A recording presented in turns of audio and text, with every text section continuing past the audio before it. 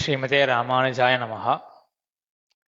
ஒவ்வொரு உபநிஷத்தினுடைய சாரமான அம்சத்தை அனுபவித்துக் கொண்டு வருகிற இந்த தொடரிலே இப்பொழுது கேனோபனிஷத்தை அனுபவிக்க தொடங்கலாம். முதல் உபனிஷத்தாக ஈஷாவாசிய உபனிஷத்தை பார்த்தோம். 18 மந்திரங்களை கொண்டதாக இருந்தது. 18 மந்திரங்கள்ல சித்தாந்தத்துக்கு வேண்டிய முக்கியமான அர்த்தங்கள் எல்லாவற்றையும் அந்த உபனிஷத்திலே கண்டோம். கேன உபனிஷத்தும் அதே போல சின்னதான உபனிஷத் தான். 4 கண்டங்கள், மொத்தம் 30 சொச்சம் மந்திரங்கள் தான். ஆனால் இங்கேயும் மறுபடியும் சித்தாந்தத்தினுடைய மிக ஆழமான கருத்துக்கள் எல்லாம் ரொம்ப அழகாக தெரிவிக்கப்படுகின்றன.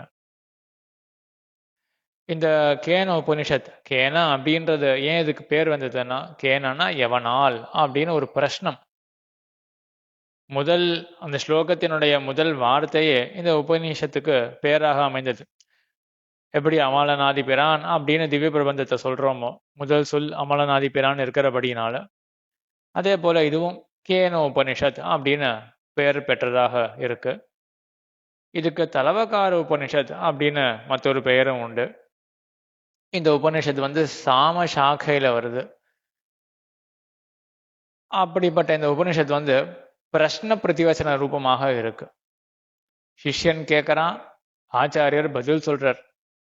ஆனா இந்த உபனிஷத்துல நேர சிஷ்யன் கேட்கறதாகவோ ஆச்சாரியன் பதில் சொல்றதாகவோ ஒரு கதையெல்லாம் எதுவும் இருக்காது.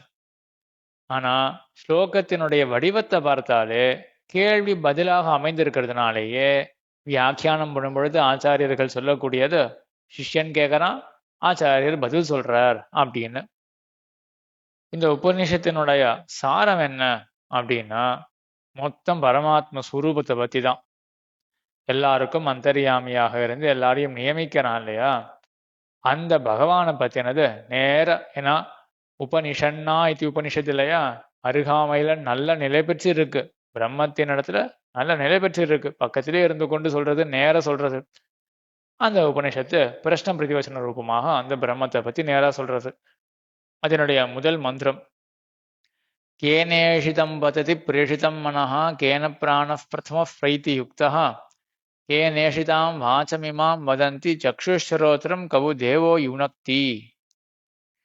கேன இஷிதம் பததி பிரேஷிதம் மனஹா, கேன பிரேஷிதம் யாராலே பிரேரிக்கப்பட்டு, மனஹா இஷிதம் பததி மனசானது தனக்கு இஷ்டத்துல போய் விழறதோ. உள்ள ஒருத்தன் பிரேரிக்கிறான், அதனாலதான் எனக்கு இது வேணும் வேணும் அந்த மாதிரிலாம் ஆசைகள்லாம் எழுகிறது. மனசானது அந்த விஷயத்துல போய் சேரறது. ஆக அப்படி பிரேரிக்கக்கூடியவன் யார் அப்படின்னு கேள்வி. கேன பிராண பிரதம பிரைத்தி யுக்தா, எவனாலே பிரேரிக்கப்பட்டு முக்கிய பிராணனானது உடம்புக்குள்ளே சஞ்சரிக்கிறது. கேனேஷிதாம் வாசமிமாம் வதந்தி, எவனாலே பிரேரிக்கப்பட்டு வாக்கானது பேசுகிறது. சக்ஷுஸ்ரோத்திரம் கவு தேவோ யுனக்தி, கண் என்ன செவி என்ன இவற்றையெல்லாம் எவன் செலுத்துகிறான். கேள்வி வர ஆச்சாரியருடைய பதில், ஸ்ரோதஸ்ய ஸ்ரோதம் ஸ்ரோத்ரம் ஸ்ரோத்ரஸ்ய ஸ்ரோத்ரம் மனசோ மனோயத் வாச்சோஹ வாச்சம் சவு பிராணஸ்ய பிராணஹ சக்ஷுஷக்ஷு அதிமுச்சிய தீராக பிரேத்தியஸ்மால்லோகாத் அமிர்தாக பவந்தி. அந்த பகவான் இருக்கானே, பிரம்மம் இருக்கே, அதுதான் பிரேரிக்கிறது. அது ஸ்ரோத்ரஸ்ய ஸ்ரோத்ரம், செவிக்கே செவியாக இருக்கிறது. அதாவது இந்த செவி வேலை செய்யறதுன்னு அவனாலதான். ஆனா அவனுக்கு கேட்கறதுக்கு செவி வேண்டாம். மனசோ மனோயத்து, மனசானது வேலை செய்யறது அவனாலதான். ஆனா அவனுடைய நினைவுக்கு மனசு வேண்டாம். வாச்சோக வாச்சம் பிராணசிய பிராணஹா அப்படின்னு பிராணனானது அவனாலதான் ஓடுறது. நம்ம பிராணவாயு இல்லாம ஜீவிக்க மாட்டோம். இந்த பிராணவாயுவை சஞ்சாரம் பண்ண வைக்கிறது அந்த பகவான் தான். ஆனா அவனுக்கு பிராணவாயு தேவை கிடையாது. சக்ஷுஷக்ஷு, கண்ணுக்கே கண்ணாக இருக்கான். அதாவது கண்ணு வேலை செய்யறதுன்னு அவனால. ஆனா அவனை கண் கொண்டு பார்க்க முடியுமா? இல்லாட்டி அவன் பார்க்கறதுக்கு அவனுக்கு கண்ணு வேணுமா? அதெல்லாம் தேவை கிடையாது. இப்படிப்பட்டவன அதிமுச்சிய தீராக, இப்படிப்பட்ட அந்த பரபிரம்மத்தை அறிந்து தீரர்கள் ஞானிகளானவர்கள் பிரேத்தி அஸ்மாத் லோகாத் அமிர்தாக பவந்தி, இந்த உலகத்தை விட்டு முக்தர்களாக ஆக கடவர்கள். அதற்கு பிறகு ந தத்ர சக்ஷுர் கச்சதி ந வாக் கச்சதி நோ மனஹ ந வித்மஹ ந விஜானீமஹ ஏதைதத் அனுஷிஷ்யாத். மேலும் அந்த பரபிரம்மத்தை பத்தியே வர்ணிக்கிறது. ந தத்ர சக்ஷுர் கச்சதி ந வாக் கச்சதி நோ மனஹ, அங்க கண்ணும் செல்லாது பிரம்மத்தை நோக்கி, வாக்கும் செல்லாது, மனசும் செல்லாது. என்ன அர்த்தம்? கண்ணால காண முடியாது, வாக்கால பேசி முடிக்க முடியாது, மனசால நினைத்து முடிக்க முடியாது. சரி, அப்ப இந்த பிரம்மத்தை தெரிஞ்சுக்கவே முடியாதா என்றால், ந வித்மஹா ந விஜானீமாஹா ஏதத் அனுஷிஷ்யா ததா ஏதத் அனுஷிஷ்யாத் அப்படின்னு. தெரியாது, தெரியாது, இப்படின்னு தான் அந்த பிரம்மத்தை பத்தி சொல்ல முடியும். அது என்ன ரெண்டு தெரியாது? ந வித்மஹா தெரியாது, ந விஜானீமஹா அறிய மாட்டோம். அது என்ன ரெண்டு அறிவின்மை என்றால், அந்தரிந்திரியத்தால அறிய மாட்டோம், பகிரிந்திரியத்தினால அறிய மாட்டோம். இப்படிதான் பிரம்மத்தை பத்தி சொல்ல முடியும். அப்பதான் கேள்வி வருது 4வது மந்திரத்துக்கு போகும்பொழுது, சரி அப்போ பிரம்மத்தை அறியவே முடியாது அப்படின்னா அது முயல் கொம்ப போலவா? முயல் கொம்பை யாராவது கண்டிருக்கார்களா? கண்டது கிடையாது. அதை பத்தி யாரும், ஆப்தர்கள் யாரும், அறிவுள்ளவர்கள் யாரும் பேச மாட்டார்கள். அதை பத்தி அறிவுள்ளவர்கள் நினைக்கவும் மாட்டார்கள். ஏன்? ஏன்னா முயல் கொம்பு என்று ஒன்று கிடையாதே. அப்போ அதே போல பிரம்மமானது வாக்குக்கு மனத்துக்கு எல்லாம் அப்பாற்பட்டது அப்படின்னா பிரம்மம் இல்லை அப்படின்னு அர்த்தமா என்ற கேள்வி வர 4வது மந்திரம் சொல்றது, அந்நதேவ தத் விதிதா ததோ அவிதிதா ததி இதி சிஸ்ருமத்தி பூர்வேஷாம் ஏனஸ்தத் வியாஜ சக்ஷீரே.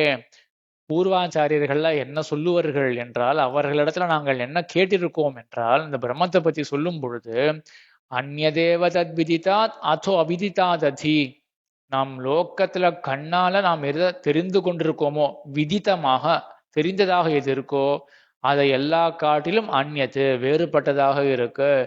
அவிதிதாததி, அதே போல லோகத்துல எத்தனையோ பதார்த்தங்கள் நம்ம கண்ணு கீழே காகாம இருக்கும். ஆனா லோகத்துல எத்தனையோ பதார்த்தங்கள் இருக்கு இல்லையா, அவிதித்தமாக தெரியப்படாதாக படாததாக, அவற்றை காட்டிலும் கூட பிரம்மமானது விலட்சணமானது, அவிதிதாததி என்று. இப்படி சர்வ லோக விலட்சணமாக இருக்கும் அந்த பிரம்மம் அப்படின்னா தெரிஞ்சுக்க முடியும். ஆக தெரிஞ்சுக்கவே முடியாது அப்படின்னு கிடையாது. நம் கண்ணால காணக்கூடிய பொருள்கள் ஒத்த மற்ற பொருள்கள் எல்லாவற்றை காட்டிலும் பிரம்மமானது மீதூர்ந்து மேம்பட்டதாக இருக்கும். எத் வாச்சா அனபியுதிதம் ஏனவா கபியுத்தியதே ததேவ பிரம்மத்துவம் வித்தி நேதம் எஜிதம் உபாசத்தே. முன்பு 4ஆம் மந்திரத்துல சொன்ன அந்த அர்த்தத்தை தான் இந்த 5ஆம் மந்திரமானது விவரிக்கிறது. எத் வாச்சா அனபியுதிதம், வாக்கால எட்ட முடியாது. ஆனா ஏன வாக் அபியுத்தியதே, எதனால வாக்கானது பிரவர்த்திக்கிறதோ, ததேவ பிரம்மத்துவம் வித்தி, அதுதான் பிரம்மம்னு தெரிஞ்சுக்கோ. நேதம் எஜிதம் உபாசத்தே, எது உன்னுடைய கையிலங்க நெல்லிக்கனிய போல இதுதான் அப்படின்னு நீ தெரிஞ்சின்றியோ, யாராவது தெரிஞ்சுப்பார்கள். பார்த்தசாரதி பெருமாளை சேவிச்சுட்டு, ஓ இவ்வளவுதானா அப்படின்னு ஒரு கால் தெரிந்து கொண்டார்களே என்றால், நேதம் பிரம்மா, இது பிரம்மம் கிடையாதுப்பா, அது உன்னுடைய வாக்குக்கும் மனத்துக்கும் அப்பாற்பட்டதுன்றது தெரிஞ்சுக்கோ. என் மனசான மனுதே ஏன ஆகுர் மனோமதம் ததேவ பிரம்மத்துவம் வித்தி நேதம் எதிதம் உபாசதே. எத் சக்ஷுஷான பஷ்யதி ஏன சக்ஷூம்ஷி பஷ்யதி ததேவ பிரம்மத்துவம் வித்தி நேதம் எதிதம் உபாசதே.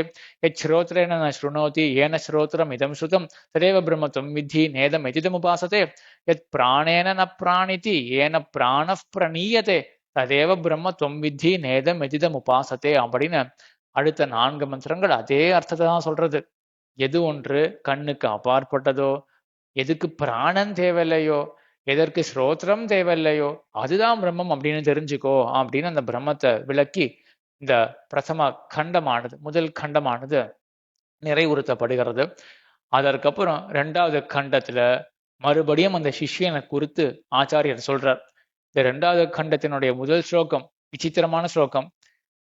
முக்கால்வாசி ஆச்சாரியன் சொல்லக்கூடியது, கடைசி ஒரு 2 பதம் மட்டும் சிஷ்யனுடைய ஒரு சொல்லாக அமைந்திருக்கு இந்த முதல் மந்திரம். எதி மன்யசே சுவேதேதி தப்ரமேவாபி நூனம் துவம் வேத்த பிரம்மணோ ரூபம் எதஸ்யத்வம் எதஸ்ய தேவேஷு அதனு மீமாம்சியமேவ தே மன்யே விதித்தம் அப்படின்னு. மன்யே விதித்தம் அப்படின்னு சிஷ்யனுடைய கூற்று. அதற்கு முன்பெல்லாம் ஆச்சாரியன் சொன்ன சொற்கள் எதி மன்யசே சுவேத இதி தப்ரமேவாபி. ஒருகால் சிஷ்யனே, நீ பிரம்மத்தை அறிந்து கொண்டா என்று நினைத்தாயே என்றால் தப்ரமேவதத்து, நீ அல்பத்தை தான் தெரிஞ்சுட்டு இருக்க. தப்ரம்னா அல்பம். நீ அல்பத்தை தான் தெரிஞ்சுட்டு இருக்க. நூனம் துவம் வேத பிரம்மணோ ரூபம் எதஸ்யத்துவம் எதஸ்ய தேவேஷு. இப்போ தேவலோகத்தில் இருக்கக்கூடியதோ இல்லாட்டி மற்ற ரூபங்களையோ இதுதான் பிரம்மம் அப்படின்னு அறிந்து கொண்டாயே என்றால் அப்போ நீ அல்பமாக தான் அறிந்து கொண்டிருக்கிறாய். அதனோ மீமாம்சியமேவ. அப்போ இதற்கு பிறகுதான் அந்த பிரம்மமானது மீமாம்சிக்க தகுந்தது, விசாரிக்க தகுந்தது. நீ தெரிஞ்சுக்கலையே, இதுக்கு மேலதான் விசாரமே பண்ணணும் பிரம்மத்தை பத்தி அப்படின்னு ஆச்சாரியன் சொல்ல, மன்யே விதிதம். ஆச்சாரியரே, நான் அறிந்து கொண்டேன் அப்படின்னு சிஷ்யன் சொல்றான். அது எப்படி அறிந்து கொண்டேன்னு சொல்ல முடியும்? இப்பதான் அறியவே முடியாது, நீ அறிந்தது தப்பு, விசாரம் பண்ண வேண்டும் அப்படின்னு சொன்ன உடனே சிஷ்யன் நான் அறிந்து கொண்டேன், மன்யே விதித்தம் அப்படின்னு அறிந்து கொண்டேன்னு சொல்லாமா என்றால் அவன் சொல்றது சரிதான். ரெண்டாவது மந்திரம் அதை விளக்குறது. நாகம் மன்யே சுவேதேதி நோன வேதேதி வேதச்ச யோனஸ்தத் வேத தத்வேத நோன வேதேதி வேதச்ச. நம் பிரம்மத்தை நன்றாக அறிந்து கொண்டேன். என்ன அறிந்து கொண்டேன் என்றால் பிரம்மம் அது ஞாத்தம் என்றும் சொல்ல முடியாது, அக்ஞாத்தம் என்றும் சொல்ல முடியாது அப்படின்னு. அது என்ன ஞாத்தம் அக்ஞாத்தம் அப்படின்னா? ஞாத்தம் அப்படின்னா அறியப்பட்டது, அக்ஞாத்தம் என்றால் அறியப்பட முடியாதது அப்படின்னு. பிரம்மம் ரெண்டுமே கிடையாது. ஞாத்தம்னா அறியப்பட்டது. அப்ப பிரம்மத்தை அறிந்தோம் அப்படின்னா அப்ப இவ்வளவுதான் பரிச்சின்னம், கையில் அடங்கியாச்சு அப்படின்னு ஆயிடும் இல்லையா? அப்படி கிடையாதே பிரம்மம். ஆகையினால அறியப்பட்டதுன்னு சொல்ல முடியாது பிரம்மத்தை. சரி, அதே கணக்குல அக்ஞாத்தம் அப்படின்னு சொல்ல முடியாது, அறியவே முடியாது அப்படின்னு பிரம்மத்தை பத்தி சொல்ல முடியாது. ஏன்னா முயல் கொம்பு போல ஆயிடும். முயல் கொம்பு இல்லாத பொருளாச்சே, பிரம்மம் அந்த மாதிரி இல்லாத பொருளா? சூன்யமா பிரம்மமானது? அப்படி கிடையாது. ஆகையினால பிரம்மம் ஞாத்தமும் அன்று அக்ஞாதமும் அன்று என்றதை நான் அறிந்து கொண்டேன் அப்படின்னு அழகாக அந்த ரெண்டாவது மந்திரம் சொல்றது. நாகம் மன்யே சுவேத இதி நோன வேதேதி வேதச்ச. ஆக அகம் சம்யக் வேத இத்தியப்பி நான் மன்யே, நான் நன்றாக அறிந்து கொண்டேன் அப்படின்னு நான் நினைக்கல. நான் வேத இத்தியப்பி நான் அறிந்து கொள்ளவே இல்லை அப்படின்னு நினைக்கவில்லை. ஆக நான் பிரம்மத்தை என்னுடைய எண்ணத்துக்கு அப்பாற்பட்டது என்று அறிய முடியும்னு நான் அறிந்து கொண்டேன் அப்படின்னு சிஷ்யன் சரியா பதில் சொல்றான். மூணாவது மந்திரம் இது அடிக்கடி எம்பெருமானாரே ஸ்ரீபாஷ்யத்தில் எடுக்கக்கூடிய மந்திரம். எஸ்யா மதம் தஸ்ய மதம் மதம் எஸ்ய ந வேதசா அவிஜாத்தம் விஜானதாம் விஜாத்தம் அவிஜானதாம். எஸ்யா மதம் தஸ்ய மதம். எவன் ஒருவன் என்னுடைய மனத்துக்கு அப்பாற்பட்டது பிரம்மம் அப்படின்னு சொல்றானோ அவனுக்கு பிரம்மம் கை வந்தது. மதம் எஸ்ய ந வேதசா. எவன் எனக்கு தெரியும் அப்படின்னு சொல்றானோ அவனுக்கு அப்பாற்பட்டதாக பிரம்மம் இருக்கு, அவன் அறியவில்லை பிரம்மத்தை. அவிஜாத்தம் விஜானதாம். பிரம்மமானது அறியப்படாததாக இருக்கும். யாருக்கு? எனக்கு நல்லா தெரியுமே பிரம்மத்தை பத்தி அப்படின்னு சொல்றவனுக்கு பிரம்மம் அறியப்படாததாக இருக்கும். விஜாத்தம் அபிஜானதாம். யார் ஒருத்தர் என்னுடைய மனத்துக்கு அப்பாற்பட்டது பிரம்மம் அப்படின்ற நிலையை அறிந்திருக்காரோ அவருக்கு பிரம்மமானது விஜாத்தமாக அறிந்ததாக இருக்கும் என்று மூன்றாவது மந்திரம். அதற்கு பிறகு பிரதிபோத விதித்தம் அமிர்தம் அமிர்தத்துவம் ஹி விந்ததே ஆத்மனா விந்ததே வீரியம் வித்யா விந்ததே மிருதம். பிரதிபோத விதித்தம் அமிர்தம். அமிர்தமான இந்த பிரம்மமானது பிரதிபோத விதித்தம், பிரதிபோதத்தாலே அறியப்பட்டதான அமிர்தம் இந்த பிரம்மம். அதென பிரதிபோத விதித்தம் என்றால் அந்த பிரம்மத்துக்கே அசாதாரணமாக அதற்கே உரித்தான தர்மங்கள், சத்தியம் ஞானம் அனந்தம் பிரம்மா அப்படின்னு இருக்கக்கூடிய அந்த அசாதாரண தர்மங்கள், அதற்கே உரித்தான தர்மங்கள், சர்வ திரிவித சிதச்சித் விலட்சணனான இந்த பிரம்மம் இருக்கு இல்லையா, அந்த வைலட்சண்யத்தை தெரிவிக்கக்கூடிய அந்த தர்மங்களை கொண்டு அந்த பிரம்மத்தை அறிந்தோமே என்றால் அமிர்தத்துவம் ஹி விந்ததே. அந்த பிரம்மம் என்ன பண்ணும்? அப்படிப்பட்ட அந்த உபாசகர்களை அவர்களுக்கு அமிர்தத்துவத்தை கொடுக்கும், அவர்களை முக்தர்களாக ஆக்கும். சரி, எப்படி முக்தர்களாக ஆக்கும் என்றால் ஆத்மனா விந்ததே வீரியம் வித்யா விந்ததே அமிர்தம். அமிர்தம் ஆத்மனா, ஆத்மனா என்றால் ஆத்மாவாலே, பரமாத்மாவாலே. பரமாத்மாவாலே இந்த உபாசகனுக்கு என்ன கிடைக்கிறதுனா வீரியம் கிடைக்கிறது. வித்யைக்கு வேண்டிய வீரியம், அந்த உபாசனத்தை நன்றாக நிலை பெற செய்யணும் இல்லையா, அந்த வீரியம் கிடைக்கும். அந்த வீரியத்தினால உபாசனம் நன்றாக ஏற்படும். வித்யா விந்ததே அமிர்தம். அந்த உபாசனத்தினால வித்யா, பக்தி, உபாசனம் எல்லாம் ஒரே அர்த்தம் தான். அந்த வித்யினால, அந்த உபாசனத்தினால விந்தத்தை அமிர்தம், இந்த முக்தாத்மா போய் மோட்சத்தை அடைகிறான். ஆத்மா மோட்சத்தை அடைகிறான்.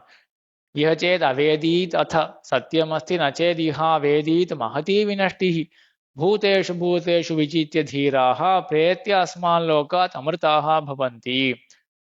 ஆக பிரம்மத்தினுடைய அறிவு அது மோட்சத்தை கொடுக்கும் அப்படின்னு சொல்லிட்டு, அந்த அறிவு உடனடியாக நாம் பெற வேண்டும் அப்படின்னு நம்ம இடத்துல ஒரு துவரை, ஒரு ஆசையை, மிகுந்த ஆசையை ஏற்படுத்துவதற்காக பிரம்ம ஞானம் இல்லைன்னா உன்னுடைய ஜன்மாவே வீண் அப்படின்னு இந்த 5வது மந்திரம் சொல்றது.